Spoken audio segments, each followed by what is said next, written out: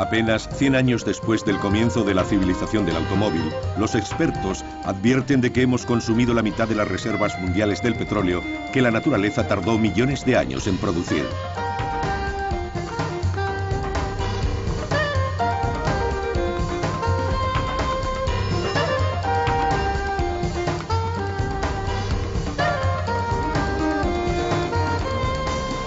El petróleo como arma. A comienzos de los años 70, los integrantes de la OPEP, la Organización de Países Productores de Petróleo creada 10 años antes, percibieron que el oro negro podía ser un arma temible contra los países occidentales. La OPEP representaba el 50% de la producción mundial. Eso la convertía en un increíble medio de presión sobre las grandes petroleras que habían tenido poder hegemónico hasta entonces y también sobre los países industrializados que cada vez dependían más de sus importaciones de petróleo. Los aires de protesta no provenían solo de miembros de la OPEP con ideología revolucionaria como Argelia y Libia, sino también de países conservadores y fieles aliados de Estados Unidos como Arabia Saudí e Irán. Tenían un objetivo común: mejorar sus ingresos aumentando el precio del barril, que pensaban con razón que era muy bajo. Los precios del petróleo seguían subiendo regularmente y las circunstancias les fueron tan favorables durante la siguiente década que se creyeron los amos del juego. Como tantas veces en la historia, una guerra estaría en los orígenes de este episodio. La guerra del Yom Kippur. A mediodía del 6 de octubre de 1973, Egipto y Siria, apoyados por Jordania, lanzaron un ataque contra Israel. Había comenzado la Cuarta Guerra Árabe-Israelí. Los soldados egipcios cruzaron el canal de Suez y desembarcaron en la otra orilla. La sorpresa del ataque fue tal, más aún cuando era Yom Kippur, el día de la expiación, que hicieron retroceder a los israelíes 15 kilómetros. Allí se estabilizó el frente. Aunque esta ofensiva, que terminaría conociéndose como la Guerra del Yom Kippur, fue local, disparó el mayor cataclismo de la historia del petróleo. Todo había empezado 3 años antes, cuando el nacionalismo árabe se exacerbó con la ocupación israelí de los territorios palestinos después de la Guerra de los 6 días en junio de 1967. El presidente Anwar el-Sadat, sucesor de Nasser, anhelaba poder liberarlos. Entendió que la batalla había que librarla en el terreno militar y en el económico, usando el petróleo como arma. Primero se aseguró el apoyo del rey Faisal de Arabia Saudí, un feroz enemigo de Israel y líder de la mayor potencia petrolífera de la región. En 1972, el rey Faisal, en una visita al presidente Nixon, urgió al gobierno norteamericano a cambiar su política sobre la cuestión palestina si no quería enfrentarse a graves represalias económicas.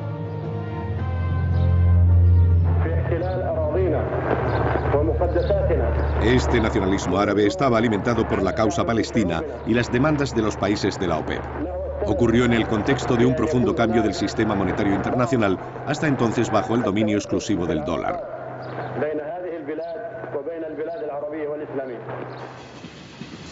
El sistema se había impuesto después de la Segunda Guerra Mundial en una reunión de los aliados en Bretton Woods, Estados Unidos.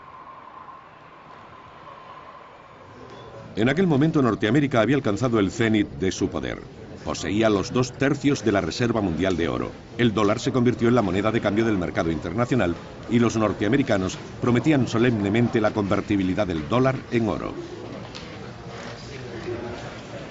Todo cambió a principios de los 60. El volumen de billetes fuera de Estados Unidos excedía el valor de sus reservas de oro que debían garantizar la convertibilidad. En 1971, con la situación cada vez más crítica, el presidente Nixon no dudó en romper la promesa. Abandonó la paridad con el oro y permitió la devaluación del dólar. Los países de la OPEP fueron los primeros en sufrir la devaluación, ya que las transacciones del petróleo se hacían en esta moneda. En tal ambiente de descontento, cualquier nimiedad bastaba para que la OPEP entrara en acción. El acontecimiento que precipitó la rebelión de la OPEP ocurrió en octubre de 1973. Fue una guerra peligrosa para Israel que estuvo por un momento al borde del abismo.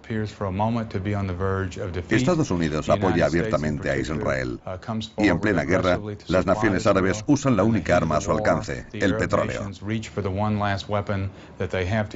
Embargan los envíos de crudo a los países que apoyan a Israel, especialmente a Estados Unidos. 10 días después del inicio de la guerra del Yom Kippur, mientras los israelíes empezaban a recuperarse gracias a la importante ayuda de su protector americano, el petróleo se convertía en arma. El 16 y el 17 de octubre en Kuwait, representantes de los 6 países del Golfo miembros de la OPEP, liderados por el jeque Yamani, entonces ministro del petróleo de Arabia Saudí, y su homólogo iraní, Amusdegar, se reunieron en el Sheraton. En unas horas acordaron subir el precio del crudo en un 70%.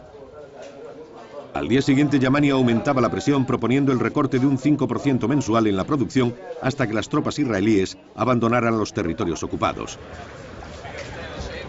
Tras una intensa semana de contactos diplomáticos entre Estados Unidos y la URSS, aliados respectivos de israelíes y árabes, se alcanzó un acuerdo de alto el fuego para evitar que la crisis se extendiera a toda la región. Fue aprobado el 22 de octubre por el Consejo de Seguridad de Naciones Unidas, que también decidió enviar a la zona 7.000 cascos azules. El alto el fuego fortaleció la posición de los miembros de la OPEP. Decidieron hacer un recorte del 25% de su producción y un embargo total a los aliados de Israel. Estados Unidos era el primero de la lista. Solo queríamos llamar la atención de la opinión pública internacional sobre el hecho de que había un problema entre árabes e israelíes.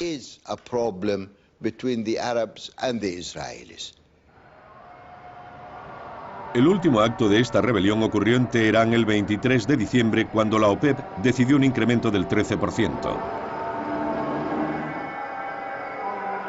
En solo 2 meses, el precio del petróleo se había multiplicado por 4, de $2,50 a $10 el barril. El Shah de Irán declaró: las naciones industrializadas tendrán que comprender que esta época de gran prosperidad, beneficios y riqueza, gracias al petróleo barato, ha llegado a su fin. La primera crisis del petróleo. En enero de 1974, tras la celebración del Año Nuevo, el precio del petróleo se disparó y escaseó el suministro. Este cataclismo sin precedentes quedó grabado en la memoria colectiva como la primera crisis del petróleo. Para las poblaciones occidentales, esta crisis significaba el fin de 30 años de riqueza marcados por el desenfrenado consumo de petróleo barato que parecía inagotable. La OPEP fue acusada de ser la única responsable de esta catástrofe global. Por primera vez, fue tildada de ser un cártel agresivo que pudo minar el corazón de la economía de los países desarrollados. Causó verdadero impacto en la opinión pública y en el gobierno.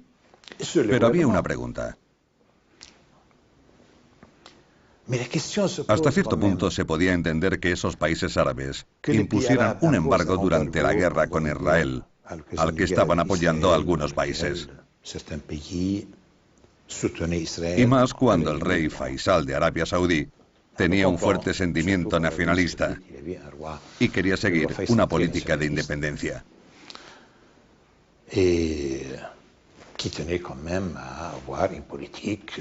Esto fue un tema crucial para todos los árabes y todos los musulmanes. Pero ¿cómo es que esta organización de países exportadores de petróleo no había hecho nada en 12 años?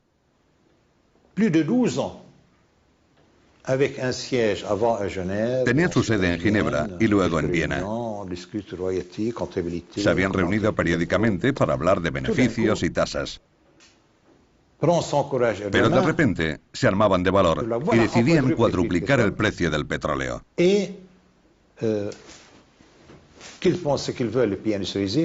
¿Quién podía pensar que lo haría? ¿Cómo era posible que un grupo de países del tercer mundo, es decir, política, militar y económicamente débiles, pudiera imponer su deseo a las grandes potencias industrializadas del mundo, Estados Unidos, Europa y Japón? ¿Qué les pasaba?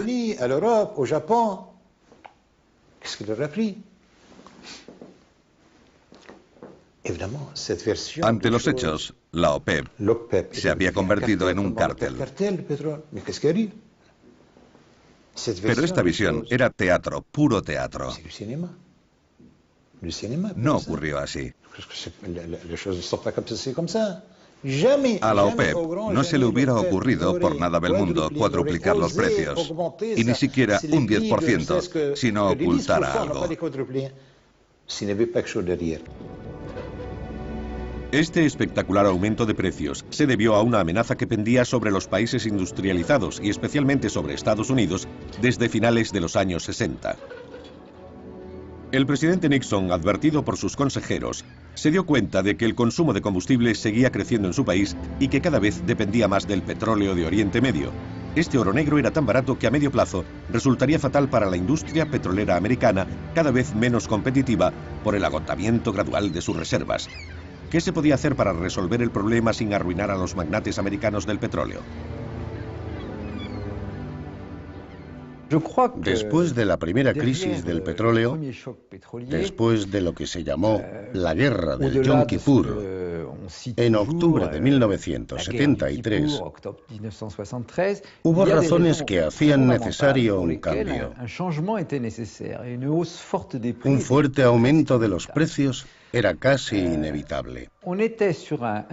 El crecimiento de la producción y el consumo mundial de petróleo durante los 30 años anteriores habían alcanzado el 6 o 7% anual. Se podía duplicar cada 10 años. La situación no podía continuar. Algunos ya habían dado la voz de alarma. En el Club de Roma se hablaba del petróleo y de otras cosas, como los alimentos, el agua y recursos naturales. Pero en cuanto al petróleo, era obvio que ese porcentaje no se podía sostener, que había que hacer algo para detenerlo. Y la solución era el aumento del precio. Esta repentina escalada de precios marcó el comienzo de un profundo cambio en la industria del petróleo y una redefinición del papel de las multinacionales. Las grandes petroleras desconcertadas.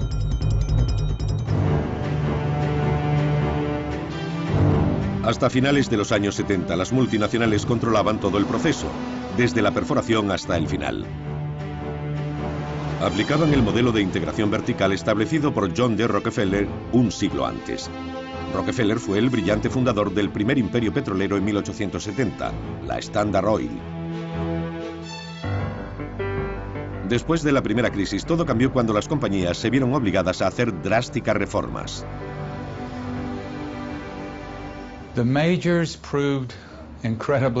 Las grandes petroleras se adaptaron increíblemente bien a la crisis de los años 70, como siempre habían hecho en su historia.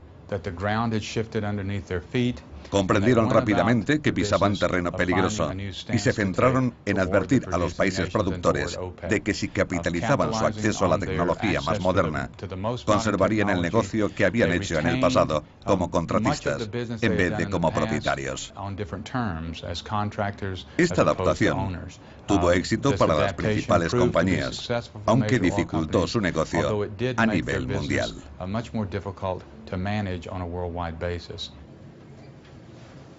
Una de las consecuencias más espectaculares de la crisis de 1973 fue que los países miembros de la OPEP ocuparon el lugar de las petroleras al decidir nacionalizar y controlar sus propias reservas. En resumen, antes de la crisis del petróleo, las multinacionales privadas y públicas controlaban el 80% de las reservas y las empresas nacionales el 20%. 10 años después, los porcentajes se habían invertido.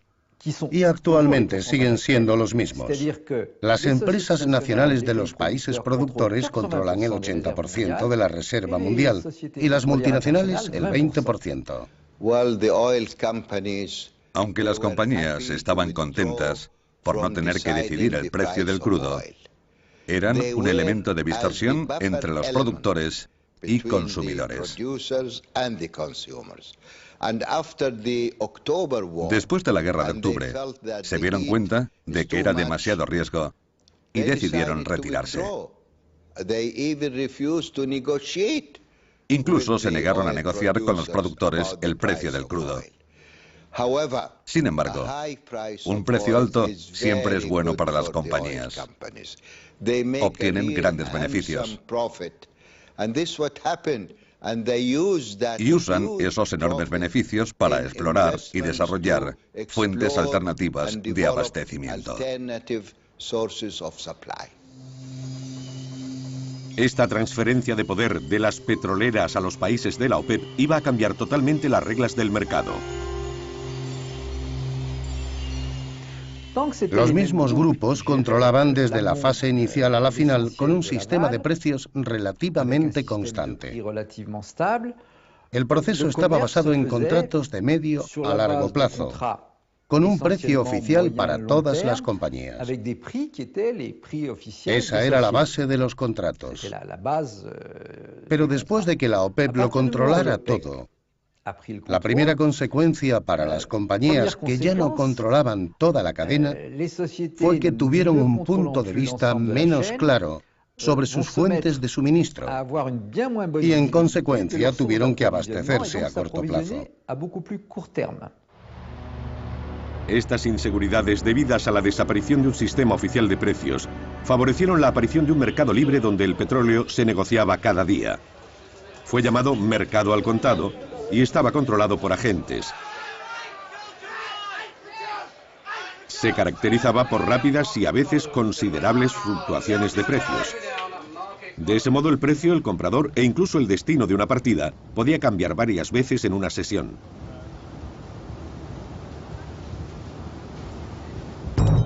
El mundo occidental se enfrenta a la crisis.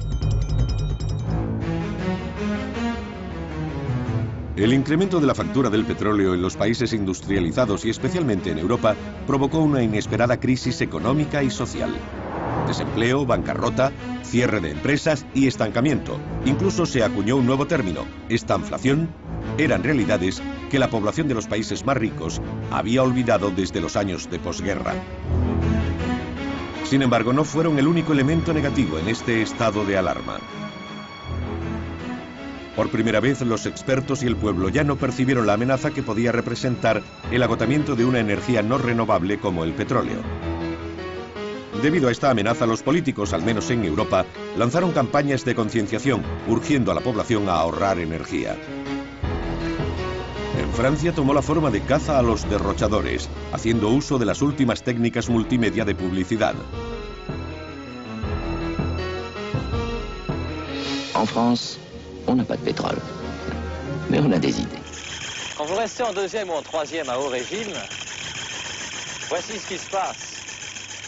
En passant tout de suite en quatrième ou en cinquième, vous allez aussi vite, en consommant moins et sans fatiguer votre moteur. Passez en quatrième ou en cinquième et économisez du carburant. Vous aussi, chassez le gaspille. Ne jetez pas vos kilowattheures par les fenêtres. Moi Oui, au lieu de faire votre lessive pour 3 fois rien, remplissez votre appareil. Vous ferez des économies.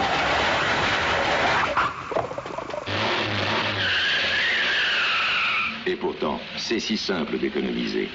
Accélérer doucement, maintenir une vitesse constante, passer les vitesses en souplesse et éviter les freinages brutaux.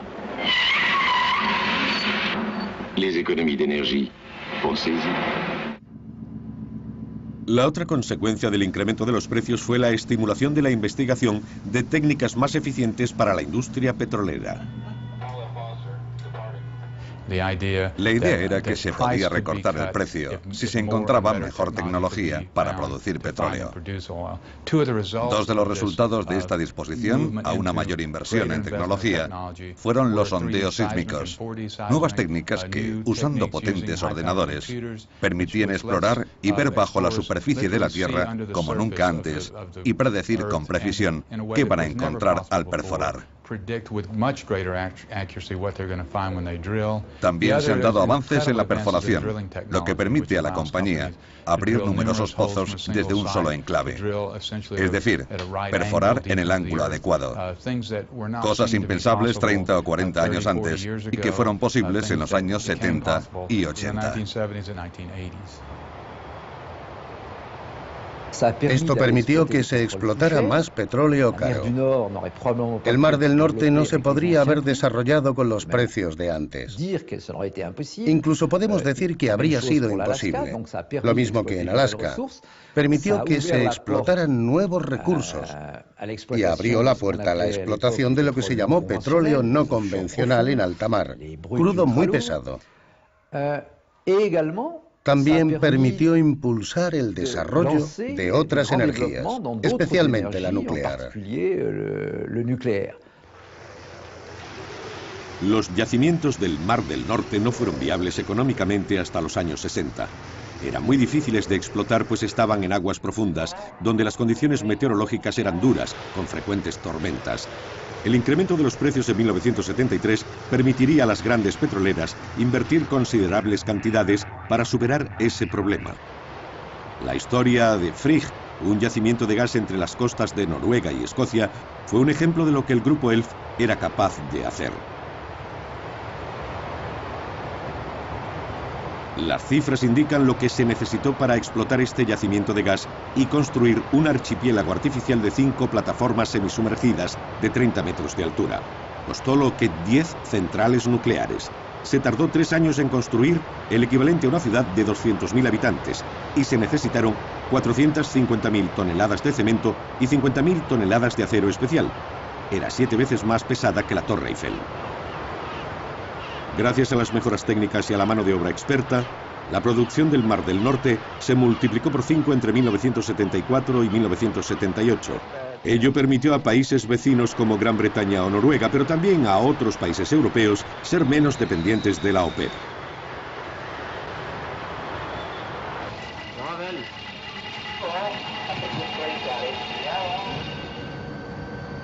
Los norteamericanos también se aprovecharon de esta escalada de precios para relanzar sus programas de exploración en zonas difíciles, especialmente en Prudhoe Bay, en la parte más septentrional de Alaska.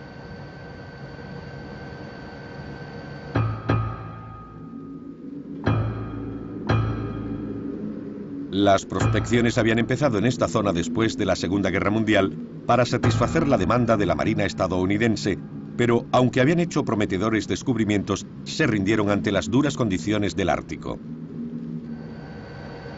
Continuaron la prospección a principios de los 70. Sin embargo, seguían sin resolver el problema del transporte del crudo a través de una región montañosa con temperaturas extremas y frecuentes terremotos.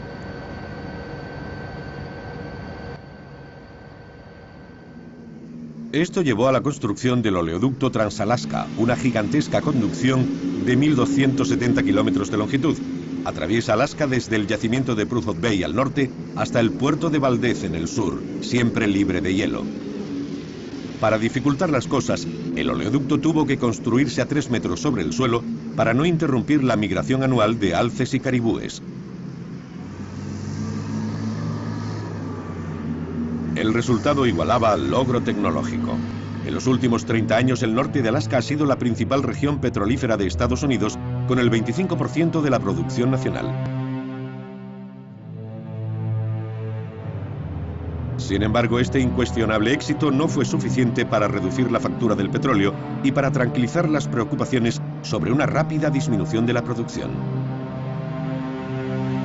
Se hicieron diferentes tipos de investigaciones para reducir la dependencia del oro negro. Muchas, cercanas a la utopía de los años 70, buscaban energías renovables y no contaminantes.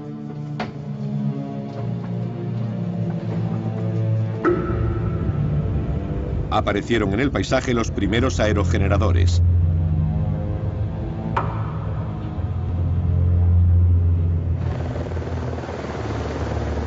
Las placas solares abrieron interesantes perspectivas en la economía doméstica. Pero a pesar de las esperanzas que representaban estas formas de energía, seguían siendo experimentales por falta de apoyo político.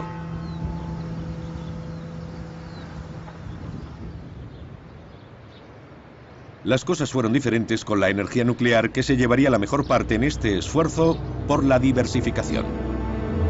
La carrera de centrales nucleares entre Estados Unidos, Japón y numerosos países europeos fue encabezada por Francia, que es el país con mayor número de centrales per cápita. El 6 de marzo de 1974, 2 meses después de la primera crisis del petróleo, Pierre Mesmer, primer ministro del gobierno Pompidou, lanzó el programa nuclear francés en un discurso televisado. Mais notre grande chance, c'est l'énergie électrique d'origine nucléaire. Parce que nous avons une bonne expérience dans tout ça. Nous l'avons depuis la fin de la Deuxième Guerre mondiale et nous avons développé toutes les activités nucléaires, civiles et militaires depuis une douzaine d'années, comme vous le savez. Et puis aussi parce que maintenant, nous avons la volonté de le faire, car nous croyons que c'est cela la solution à nos besoins. Et nous avons pris aujourd'hui même une décision très importante. Nous avons pris la décision de réaliser en 1974 et 1975 le lancement de 13 centrales nucléaires de 1000 mégawatts chacune, qui coûtent environ 1 milliard de francs actuels chacune.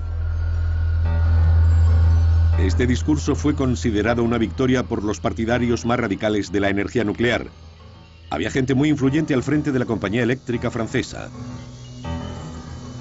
Valéry Giscard d'Estaing, que sucedió a Georges Pompidou en la presidencia, fue el gran organizador de este ambicioso programa.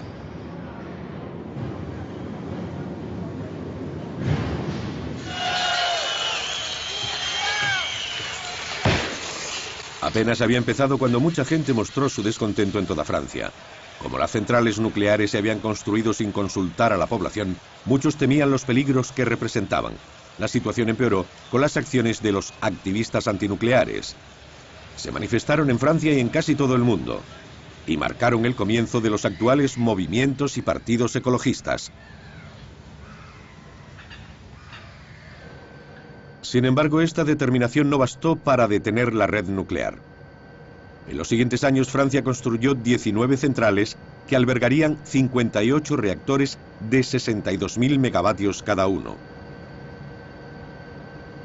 Dejando a un lado los problemas de los residuos nucleares o los grandes errores industriales y financieros, como en el tipo Superphénix, el programa significó la adquisición de una indiscutible experiencia tecnológica que permitió a Francia producir el 70% de su electricidad.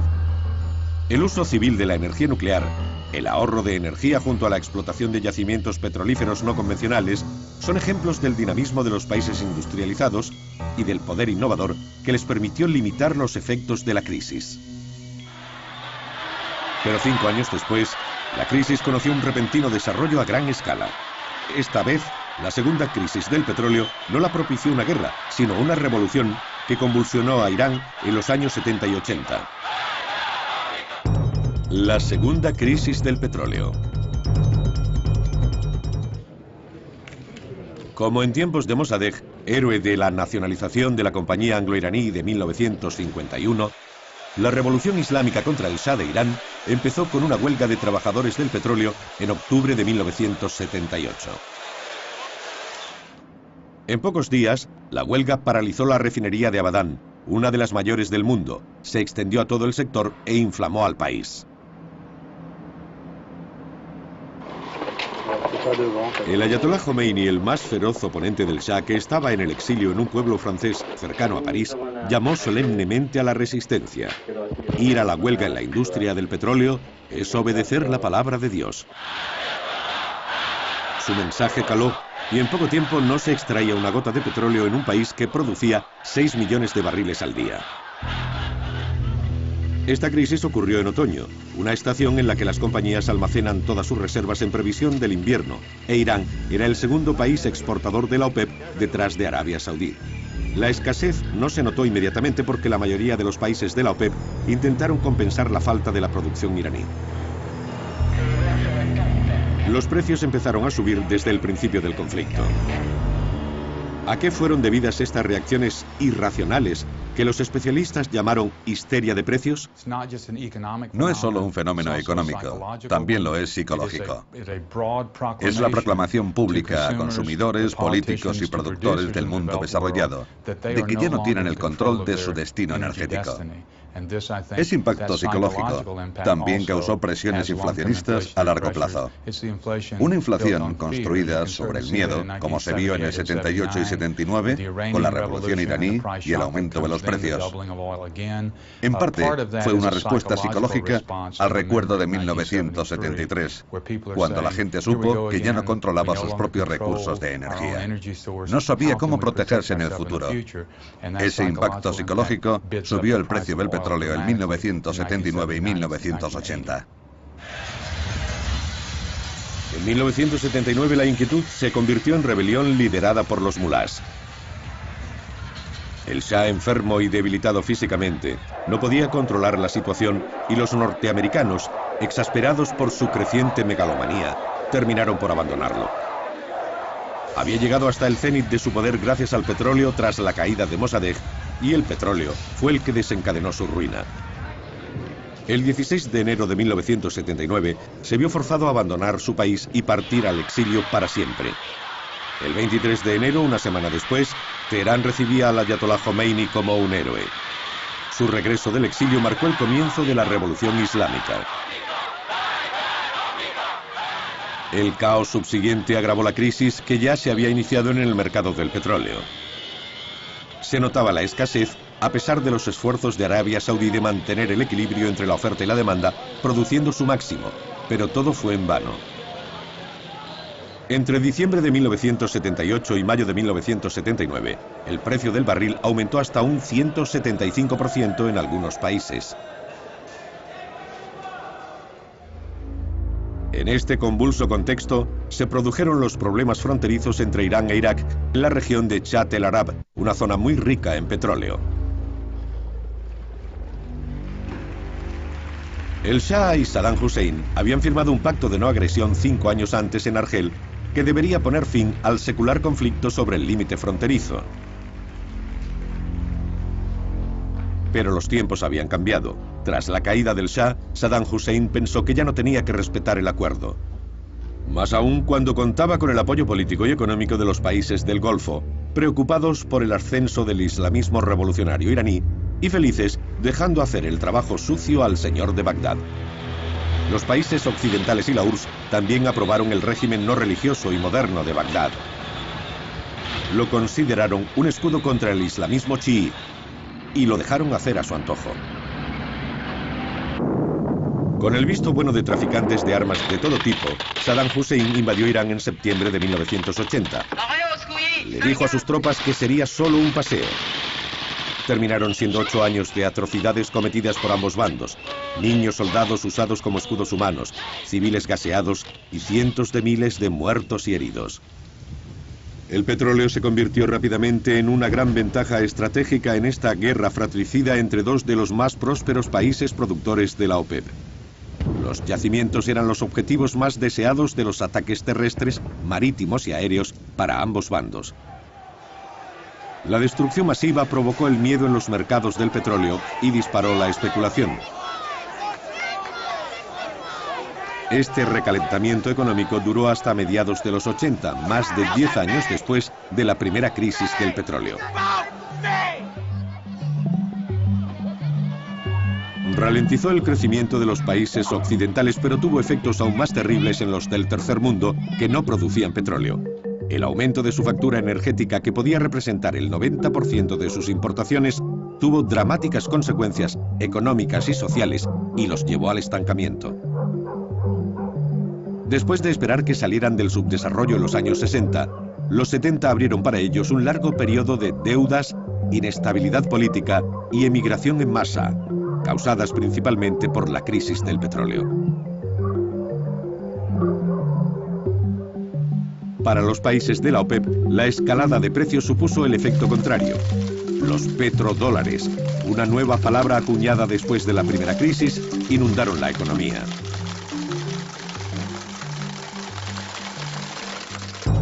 Un diluvio de petrodólares. La cuestión de los petrodólares es muy interesante.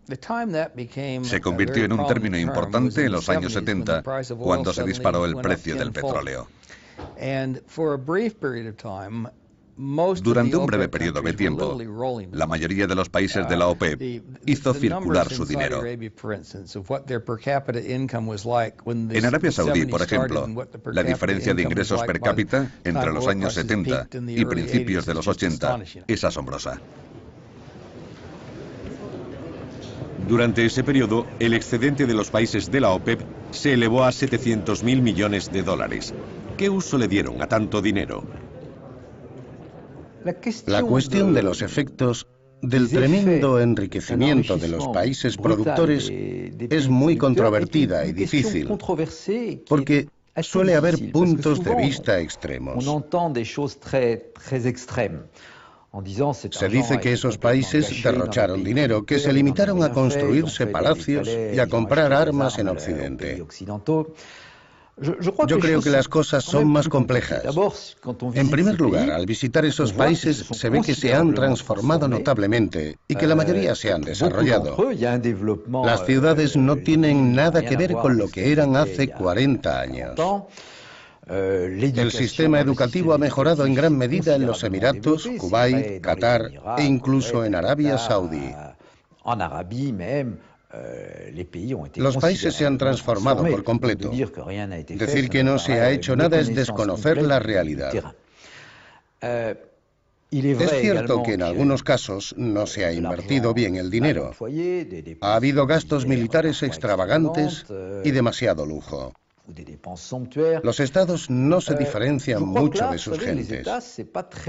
Cuando una persona gana mucho dinero, de repente, normalmente no lo gasta de manera moderada. El enriquecimiento rápido lleva siempre a ciertos excesos. Sin embargo, algunos miembros de la OPEP intentaron usar estos ingresos como medio para desarrollar su país. Fue el caso de Argelia. Después de alcanzar su independencia, seguía movida por su dinámica revolucionaria. Para un país es una auténtica suerte disponer de recursos naturales, y más aún si se trata de hidrocarburos. Aquellos que cuentan con grandes reservas de petróleo y gas son muy afortunados. Explotar bien sus riquezas puede ser una fuente sustancial de beneficios. Cuando estos se usan bien, al líder del país le resulta más fácil desarrollar y modernizar su economía. En Argelia fue una tarea muy difícil, pero también en otros países de la OPEP, porque partían desde muy abajo. Puede que las estructuras sociales y económicas no estuvieran preparadas para absorber tan importantes beneficios de una manera centralizada. Puede que al principio fuera un problema genético. A pesar de ese obstáculo, en Argelia e Irak algunos sectores como la educación y la sanidad alcanzaron un crecimiento espectacular gracias al dinero del petróleo. Pero otros proyectos, quizá demasiado ambiciosos o irrelevantes, fracasaron. La tentación de la industria pesada fue un buen ejemplo de dichos fracasos y Argelia tuvo la oportunidad de experimentarla. Mal aconsejada por los soviéticos, se lanzó a un vasto programa industrial para competir con los países occidentales. Fue un fracaso total. A pesar de ser tan diferentes, todos los países de la OPEP conocerían el mismo tipo de fracasos. Eran los síntomas de una enfermedad común, el subdesarrollo. El subdesarrollo no es solo tener unos ingresos per cápita inferiores. Es una mentalidad, un contexto social e intelectual, un nivel educativo, un dominio de los mecanismos de la economía y el crecimiento. Es un todo. Un país subdesarrollado está mucho menos preparado que uno desarrollado para controlar los grandes acontecimientos que cambian su destino. Esto se vio en el modo en que Noruega, un país desarrollado, controló su riqueza petrolífera frente a cómo lo hacían los países subdesarrollados de la OPEP.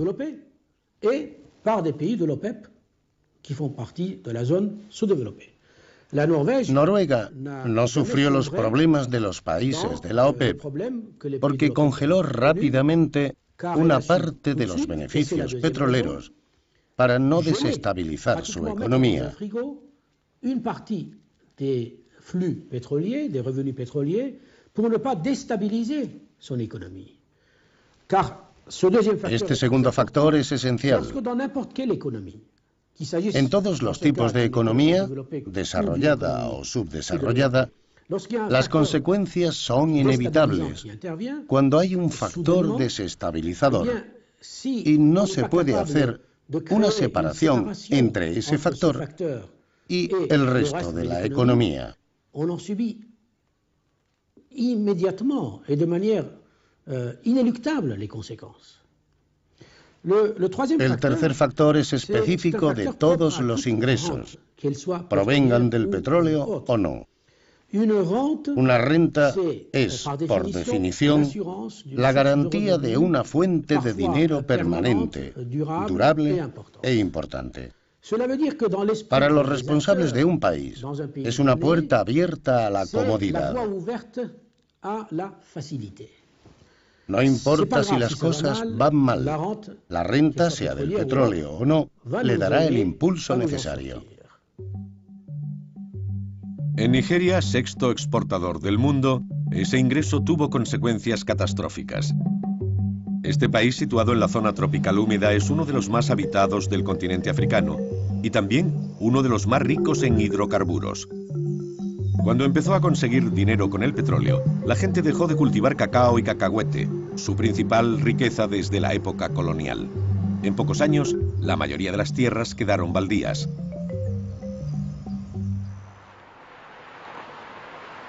Venezuela, otro país tropical, sufrió la misma tragedia cuando se hundió su producción de café. Las consecuencias fueron las mismas que en Nigeria, es decir, éxodo en masa del campo a las ciudades, convirtiéndolas en auténticos polvorines.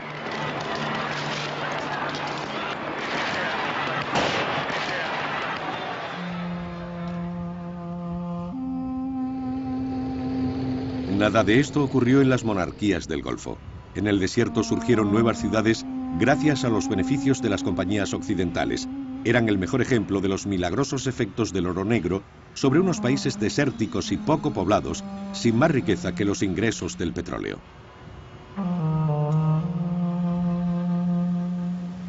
En los años 70, la población se benefició de esa riqueza. Las autoridades aseguraron así la paz social, aunque diera a la gente un espíritu menos emprendedor. Algunos ejecutivos de Occidente y un gran número de inmigrantes árabes y asiáticos provenientes de países pobres y superpoblados aseguraban el buen funcionamiento de todos los sectores de actividad, públicos o privados.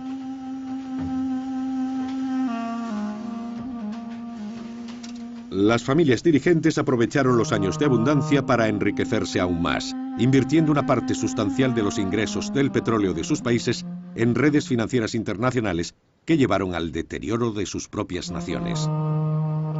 En los países del Golfo, como en la mayoría de los miembros de la OPEP, no había espacio para la democratización en la desenfrenada carrera hacia la modernidad que marcó los años 70 y 80.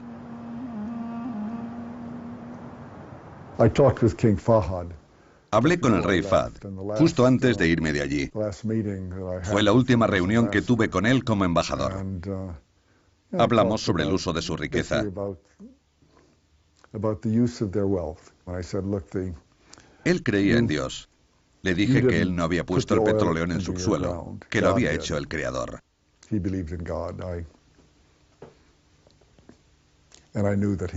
En cualquier caso, los árabes no habían puesto el petróleo allí y tampoco lo habían explotado. Lo habían hecho los americanos. Le dije que se les había dado una increíble riqueza y que la habían derrochado. La habían echado a perder. Si usaban la riqueza de forma inteligente, podrían transformar no solo Arabia Saudí, no solo el mundo árabe, sino transformar todo el Islam. Si derrochaba ese dinero, sus descendientes desenterrarían sus huesos y los quemarían. Todo el mundo quiere encontrar petróleo porque cree que es algo maravilloso, una bendición, pero maldita. A finales de los años 70, un periodo de escandalosa riqueza, los líderes eufóricos de la OPEP no se habían dado cuenta todavía de que pronto se quedarían sin sus petrodólares y que el crudo se convertiría en una maldición. Es cierto que en aquel momento la gente no imaginaba que hubiera una contracrisis. Todo el mundo pensaba que la riqueza iba a seguir creciendo. Los expertos internacionales instaban a no preocuparse, porque el barril costaría $100 en el año 2000. Podrían pedir dinero prestado si lo necesitaban y eso les parecía una solución. Todo el mundo les animaba, así que tienen excusas. La contracrisis. A principios de los años 80, el poder de los productores de la OPEP aumentaba mientras decrecía el consumo de petróleo en el mundo, en parte por el ahorro de energía y por el creciente uso de la energía nuclear. Esto provocó un cambio en las apuestas del mercado. Las probabilidades cambiaron a favor de los países consumidores y más cuando hubo una sobreproducción en 1982. Se dieron todos los elementos para una tercera crisis, o mejor, una contracrisis. En marzo de 1982, la OPEP intentó frenarla limitando la producción de sus miembros a través de cuotas que pretendían controlar el mercado. Pero las necesidades financieras de los países productores seguían aumentando y por lo tanto no respetaron las cuotas acordadas. Recurrieron a una política de reducción para conquistar cuota de mercado. Tal competencia entre países miembros amenazaba la propia existencia de la organización. Arabia Saudí se quedó sola en el juego. Arabia Saudí, el país con mayor capacidad dentro de la OPEP, intentó mantener el orden mientras respetaba sus cuotas, pero no lo logró dentro del cártel porque todos, en mayor o menor medida, jugaban al engaño. Arabia Saudí redujo su producción hasta alcanzar menos de la mitad de su capacidad. Los precios cayeron en picado durante ese periodo, entre 1983 y 1986 o finales del 85. Un día Arabia Saudí decidió recuperar su cuota de mercado, aumentando su producción y haciendo contratos con las compañías multinacionales que las estimulaban a comprar crudo saudí. No voy a entrar en detalles de cómo funcionaban, pero aseguraba a las empresas ganar dinero con el petróleo saudí. A partir de ese momento, hubo una sobreproducción y los precios cayeron en picado. Fue la contracrisis de 1986. Desde 1985 a 1986, el precio del barril de crudo cayó de 28 a $14, e incluso se habló de 10. Esto tuvo desastrosas consecuencias para los países de la OPEP, cuyas deudas empezaron a resultar preocupantes.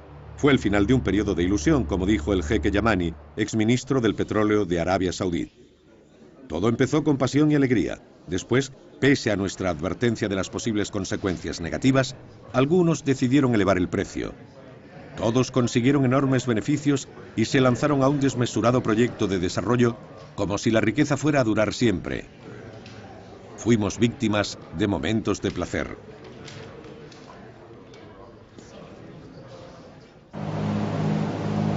En tal contexto de crisis, la OPEP se dio cuenta de que no había servido de mucho desbancar a las grandes multinacionales en beneficio de las compañías nacionales a principios de los años 70. A finales de los 80 reaccionaron y abrieron las puertas de nuevo a compañías extranjeras para que sus recursos petrolíferos estuvieran mejor gestionados. Al final, todo el mundo, en mayor o menor medida, volvía a las compañías internacionales. Creo que fue una gran lección, una contracrisis que afectó a la estructura de la industria. Todos se dieron cuenta de que estas empresas tenían un papel útil, que no eran parásitos, como se les llamó durante la época de las nacionalizaciones. Está claro que estaban allí para obtener beneficios, pero habían aportado el capital necesario y los conocimientos técnicos y de organización. No se trataba tanto de tecnología. No me gusta mucho esa palabra. Fue más la capacidad de organizar y poner en práctica cosas que las empresas nacionales no dominaban. A finales de 1986 la crisis parecía haber llegado a su fin, dejando a los países de la OPEP más pobres y debilitados. Habían perdido el poder ostentado desde la primera crisis y, lo que era peor, habían perdido los ingresos del petróleo en beneficio de los países consumidores. Pero en 1990 este frágil equilibrio se vio amenazado otra vez por una nueva guerra. La Primera Guerra del Golfo. En agosto de 1990, 2 años después de la interminable guerra entre Irán e Irak, que había dejado maltrechos y casi arruinados a los dos países, Saddam Hussein, convencido de su impunidad, se atrevió a invadir Kuwait, su vecino árabe, una monarquía petrolera, pero también miembro de la OPEP. Con el pretexto de que Kuwait había sido provincia del Imperio Otomano, Saddam Hussein soñó con apoderarse de su riqueza petrolífera. Le abriría las puertas al mar, facilitando el transporte del crudo.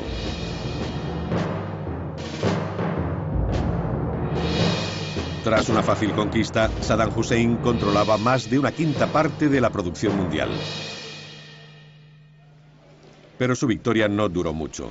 Naciones Unidas condenó esta invasión y permitió la intervención militar. Se formó una poderosa coalición de 30 naciones bajo el liderazgo de Estados Unidos, única superpotencia del planeta tras el hundimiento del bloque comunista.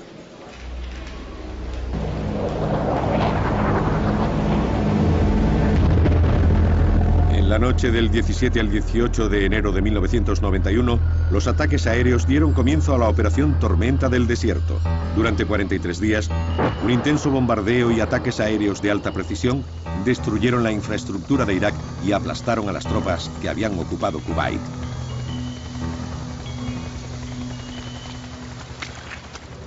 En febrero de 1991, las fuerzas aliadas tardaron solo 100 horas en expulsarlos del país. Saddam Hussein ordenó a sus tropas sabotear los 750 pozos kuwaitíes. Esto fue el negro epílogo de la operación Tormenta del Desierto. El último conflicto del petróleo del siglo XX podría haber provocado una crisis mayor, pero no lo hizo gracias al poder del sistema internacional.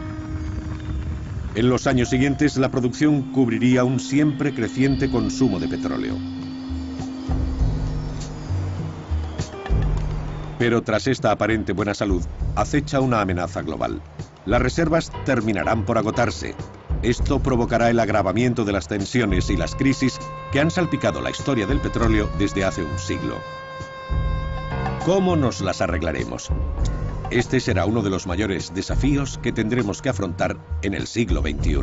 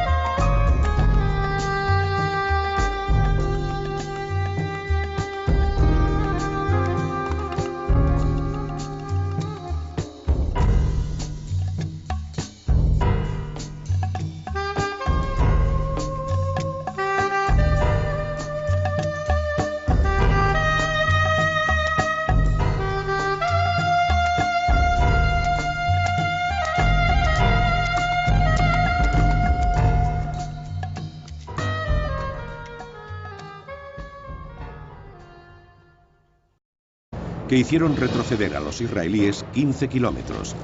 Allí se estabilizó el frente.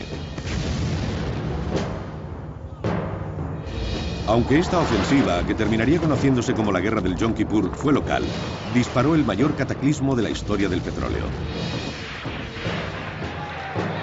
Todo había empezado 3 años antes, cuando el nacionalismo árabe se exacerbó con la ocupación israelí de los territorios palestinos después de la Guerra de los 6 Días en junio de 1967. El presidente Anwar el-Sadat, sucesor de Nasser, anhelaba poder liberarlos. Entendió que la batalla había que librarla en el terreno militar y en el económico, usando el petróleo como arma.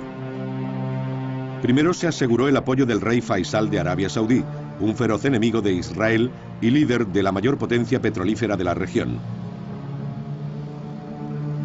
En 1972, el rey Faisal, en una visita al presidente Nixon, urgió al gobierno norteamericano a cambiar su política sobre la cuestión palestina si no quería enfrentarse a graves represalias económicas.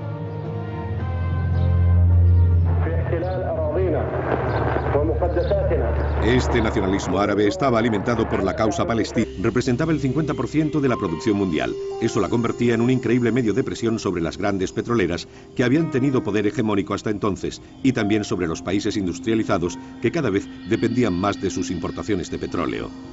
Los aires de protesta no provenían solo de miembros de la OPEP con ideología revolucionaria como Argelia y Libia, sino también de países conservadores y fieles aliados de Estados Unidos como Arabia Saudí e Irán.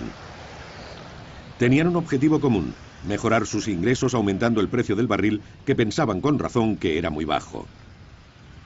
Los precios del petróleo seguían subiendo regularmente y las circunstancias les fueron tan favorables durante la siguiente década que se creyeron los amos del juego. Como tantas veces en la historia, una guerra estaría en los orígenes de este episodio. La Guerra del Yom Kippur. A mediodía del 6 de octubre de 1973, Egipto y Siria, apoyados por Jordania, lanzaron un ataque contra Israel. Había comenzado la Cuarta Guerra Árabe-Israelí. Los soldados egipcios cruzaron el canal de Suez y desembarcaron en la otra orilla. La sorpresa del ataque fue tal, más aún cuando era Yom Kippur, el día de la expiación,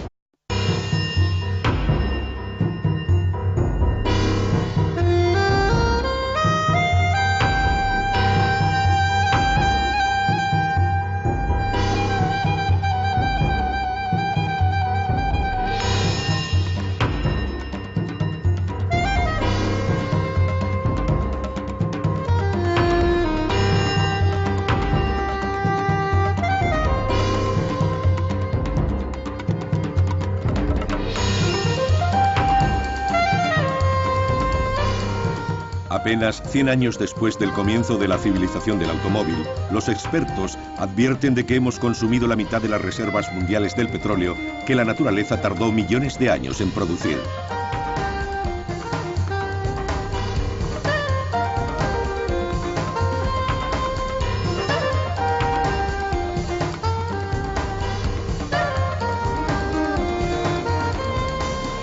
El petróleo como arma.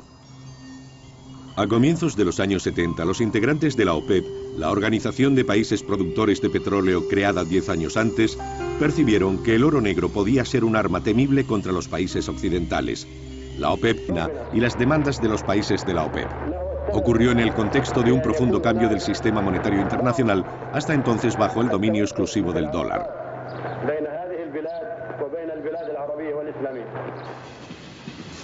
El sistema se había impuesto después de la Segunda Guerra Mundial en una reunión de los aliados en Bretton Woods, Estados Unidos. En aquel momento Norteamérica había alcanzado el cenit de su poder. Poseía los 2/3 de la reserva mundial de oro. El dólar se convirtió en la moneda de cambio del mercado internacional y los norteamericanos prometían solemnemente la convertibilidad del dólar en oro. Todo cambió a principios de los 60. El volumen de billetes fuera de Estados Unidos excedía el valor de sus reservas de oro que debían garantizar la convertibilidad. En 1971, con la situación cada vez más crítica, el presidente Nixon no dudó en romper la promesa. Abandonó la paridad con el oro y permitió la devaluación del dólar. Los países de la OPEP fueron los primeros en sufrir la devaluación, ya que las transacciones del petróleo se hacían en esta moneda. En tal ambiente de descontento, cualquier nimiedad bastaba para que la OPEP entrara en acción. El acontecimiento que precipitó la rebelión de la OPEP ocurrió en octubre de 1973. Fue una guerra peligrosa para Israel que estuvo por un momento al borde del abismo. Estados Unidos apoya abiertamente a Israel y en plena guerra las naciones árabes usan la única arma a su alcance, el petróleo. Embargan los envíos de crudo a los países que apoyan a Israel, especialmente a Estados Unidos. 10 días después del inicio de la guerra del Yom Kippur, mientras los israelíes empezaban a recuperarse gracias a la importante ayuda de su protector americano, el petróleo se convertía en arma. El 16 y el 17 de octubre en Kuwait, representantes de los 6 países del Golfo miembros de la OPEP, liderados por el jeque Yamani, entonces ministro del petróleo de Arabia Saudí, y su homólogo iraní, Amusdegar, se reunieron en el Sheraton. En unas horas acordaron subir el precio del crudo en un 70%. Al día siguiente, Yamani aumentaba la presión proponiendo el recorte de un 5% mensual en la producción hasta que las tropas israelíes